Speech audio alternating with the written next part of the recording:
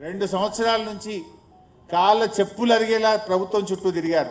మంత్రులను కలిశారు, ముఖ్యమంత్రిని కలిశారు, అధికారులను కలిశారు. ఇంకా మేము మా ఉద్యోగుల జీతాలు ఇవ్వలేకపోతున్నాము, కరెంట్ బిల్లులు కట్టలేకపోతున్నాము, ఈ కాలేజీలు మేము నడపలేము అని నిరవధిక సమ్మెకు కాలేజీలు పోయారు. నిరవధిక సమ్మెకు పోతే ఆ కాలేజీల మీద విజిలెన్స్ దాడులు చేపిస్తున్నాడు రేవంత్ రెడ్డి. పోలీసులను పంపించి కాలేజీల యాజమాన్యాన్ని భయభ్రాంతులకు గురి చేస్తున్నాడు రేవంత్ రెడ్డి. పైసలు ఇయ్యవైతివి, కనీసం సమ్మె చేసే హక్కు కూడా లేదంటే ఇది బ్లాక్మెయిల్ కాకపోతే ఏంటిది రేవంత్ రెడ్డి గారు? నువ్వే చెప్పినావు దసరాకు 600 ఇస్తా, దీపావళికి 600 కోట్లు ఇస్తా అన్నావు. మరి ఇయ్యలేదు కదా. చూశారు, 2 ఏళ్ళు టైం ఇచ్చారు నీకు. అదే బీఆర్ఎస్ ప్రభుత్వం 6 ఏళ్ళు మా 9.5 సంవత్సరాల పాలనలో 19,500 కోట్లు ఫీజు రియంబర్స్మెంట్ మేము చెల్లించాం. వైఎస్ఆర్ గారు ప్రారంభించిన పథకమైన ఇది మంచి పథకమని మా ముఖ్యమంత్రి ఆనాడు కేసీఆర్ గారు ఈ పథకాన్ని కొనసాగించినాం. కరోనా వచ్చినా నిధులు విడుదల చేసినాం. మరి మీ కాంగ్రెస్ పార్టీ మీ వైఎస్ఆర్ అని చెప్తావు కదా, నువ్వు 2 ఏళ్లలో 2 రూపాయలు ఎందుకు ఇవ్వలేదు అంటే ఇలా బ్లాక్మెయిల్కి పాల్పడుతున్నాడు. వాళ్ళు న్యాయబద్ధంగా రావాల్సిన ఫీజు రియంబర్స్మెంట్ డబ్బులు ఇవ్వమంటే ఇలా బ్లాక్మెయిల్ రాజకీయాలకు రేవంత్ పాల్పడతా ఉన్నాడు. ఇలా కాలేజీలు బంద్ అయినాయి. జూబ్లీ హిల్స్ ప్రజల పిల్లలు కూడా కాలేజీల్లో చదువుతున్నారు కదా, వాళ్ళ పిల్లలు ఎందుకురా బాబు నువ్వు కాలేజీకి పోతలేవంటే ఫీజు రియంబర్స్మెంట్ రేవంత్ రెడ్డి ఇస్తలేడు, మేము ఇంట్లో కూర్చున్నాం, మరి ఆ డబ్బులు ఇవ్వలేడు కనుక కాలేజీలు బంద్ చేసిండ్రు అంటున్నారు. మరి ఆ పిల్లల మంచి కోరుకునే తల్లిదండ్రులు పిల్లల భవిష్యత్తు చెడిపోతుంటే ఇంకా కాంగ్రెస్కి ఏ రకంగా ఓటేస్తారు? అదేవిధంగా ఆరోగ్యశ్రీ, ఇది కూడా వైఎస్ఆర్ గారు ప్రారంభించిన పథకం. కేసీఆర్ గారు ఈ పథకం మంచిదని 2 లక్షల రూపాయల నుంచి దాన్ని 5 లక్షల రూపాయలకు పెంచాడు. ప్రతి కుటుంబానికి ప్రతి ఏడాది 5 లక్షలకు పెంచింది కేసీఆర్ ప్రభుత్వం. ఆసుపత్రుల సంఖ్య పెంచాం, వ్యాధుల సంఖ్య పెంచాం. 7,000 కోట్ల రూపాయలు ఖర్చు పెట్టి ఆరోగ్యశ్రీ పథకాన్ని బీఆర్ఎస్ ప్రభుత్వం కొనసాగించింది. 2 ఏళ్ళైంది రేవంత్ రెడ్డి గారు వచ్చి. దాదాపు 1900 కోట్లు బకాయి పడితే ఆరోగ్యశ్రీ డబ్బులు ఇవ్వకపోతే వాళ్ళు సమ్మె నోటీస్ ఇచ్చారు. అయ్యా ఎప్పుడు ఇస్తారు అని అడిగి 2 సంవత్సరాలు వేచి చూసి నోటీస్ ఇస్తే ఆసుపత్రుల మీదకి నోటీసులు, పోలీస్ దాడులు, మున్సిపల్ అధికారులు వెళ్ళి వేధింపులు, విజిలెన్స్ దాడులు, నీ మెట్లు రోడ్డు మీదకి వచ్చినాయి, నీ హాస్పిటల్ కూలగొడతాం, నీ ఫైర్ ఇంజన్ అలారం పనిచేస్తలేదు, నీ హాస్పిటల్ సీజ్ చేస్తాం. ఇదా బ్లాక్మెయిల్? ఒక ప్రభుత్వం నడిపే తీరు ఇదా? కాలేజీలు ఫీజు రియంబర్స్మెంట్ అడిగితే పోలీసులను పంపిస్తాం, ఆరోగ్యశ్రీ బకాయిలు చెల్లించమంటే పోలీసుల్ని పంపిస్తాం.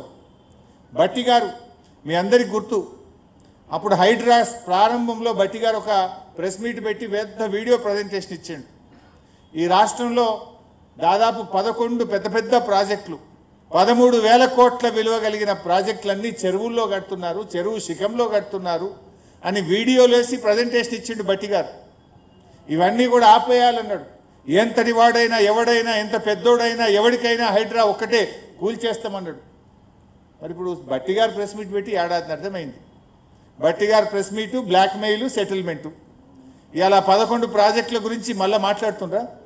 ఆ 13,000 కోట్ల రూపాయల విలువ కలిగిన ప్రాజెక్టుల గురించి ఆనాడు Bhatti deputy CM press meet, CM settlement. ఇది బ్లాక్మెయిల్ రాజకీయం.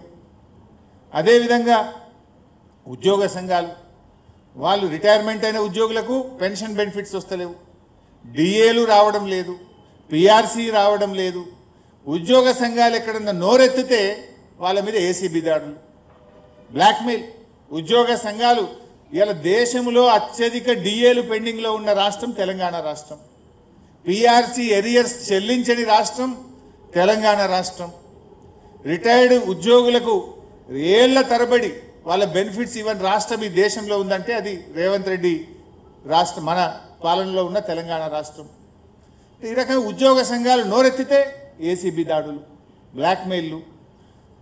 అదేవిధంగా చివరికి ఇట్లా చెప్పుకుంటూ పోతే బ్లాక్మెయిల్ లిస్ట్ చాలా పెద్దది. చివరికి జూబ్లీ హిల్స్ ఎన్నికల్లో బీఆర్ఎస్ నాయకులను బ్లాక్మెయిల్ చేస్తుండు, జూబ్లీ హిల్స్ ఎన్నికల్లో ప్రజలను కూడా రేవంత్ రెడ్డి బ్లాక్మెయిల్ చేస్తుండు. Is a blackmailer. ఒక ముఖ్యమంత్రి 2 ఏళ్లలోనే నీ పని చేశాను, నా ప్రభుత్వం ఇంత మార్పు తెచ్చింది, ఇది మా గుణాత్మకమైన మీ జీవితాల్లో తెచ్చిన మార్పు అని ఓట్లు అడగాలి. కానీ రేవంత్ రెడ్డికి చేసిందేమీ లేదు, చెప్పుకోవడానికి అంతకంటే లేదు కనుక అదే బ్లాక్మెయిల్ మైండ్ సెట్తో ఉన్న ఈ ముఖ్యమంత్రి ఇవాళ జూబ్లీ హిల్స్లో బీఆర్ఎస్ నాయకులను నువ్వు బీఆర్ఎస్ నాయకులు కాంగ్రెస్లో చేరకపోతే నీ ఇల్లు కూలగొడతాం, నీ వ్యాపారాలు దెబ్బతీస్తాం, నిన్ను ఇంకేదో చేస్తాం అని ఇవాళ బీఆర్ఎస్ కార్యకర్తల మీద నాయకులను వేధింపులకు గురి చేసే ప్రయత్నం చేస్తున్నాడు. చివరికి ప్రజలతో కూడా ఏమంటున్నాడు, మీరు కాంగ్రెస్ కోటేయకపోతే మీ రేషన్ షాప్ బంద్ అవుతుంది, మీ పెన్షన్ బంద్ అవుతుంది. నీ అయ్యే జాగిరా, నువ్వెవరి బంద్ చేయడానికి? This is democracy. నీ ఇంట్లోకి వెళ్ళి ఇస్తున్నావా, నీ నాయన డబ్బులు ఇస్తున్నావా?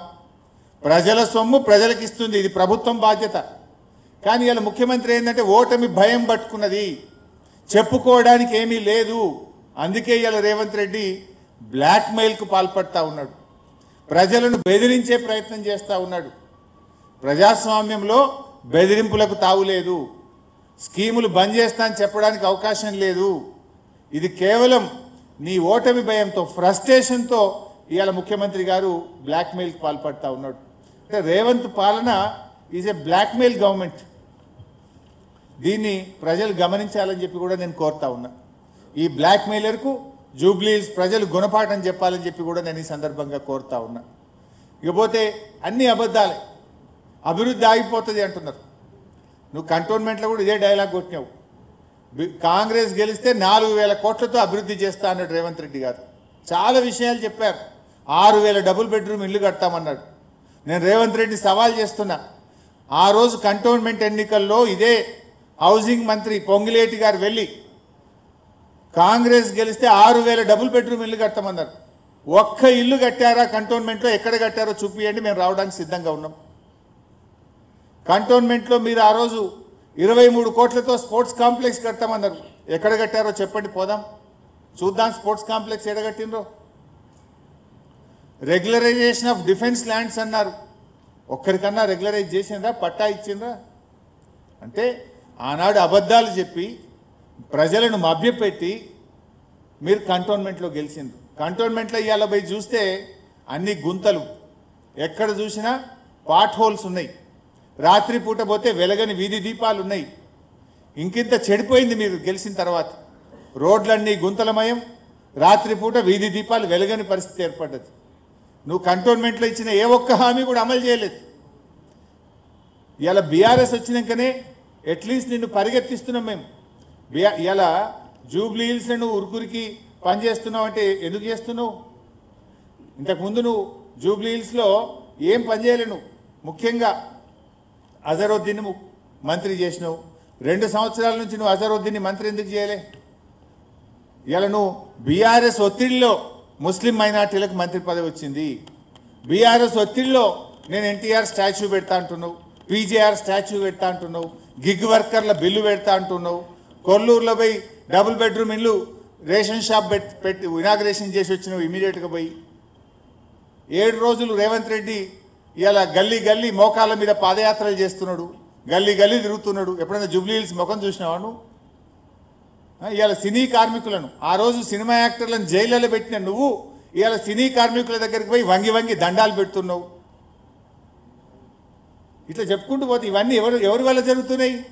ప్రధాన ప్రతిపక్షంగా బీఆర్ఎస్ ఒత్తిడి వల్ల, బీఆర్ఎస్ గెలుస్తుందనే భయం వల్ల ఇవాళ నీకు ఇవన్నీ జరుగుతూ ఉన్నాయి. 2 సంవత్సరాలు ఇవేవి నీకు ఎందుకు గుర్తుకు రాలే? 2 ఏళ్లలో నువ్వు మైనార్టీలకు ఎందుకు మంత్రి పదవి ఇవ్వలే? ఎన్టీఆర్ స్టాచ్యూ బీఆర్ఎస్ ఎన్నో పెట్టింది. 70 అడుగుల ఎన్టీఆర్ స్టాచ్యూను ఖమ్మంలో పెట్టాం, కూకట్పల్లిలో పెట్టాం,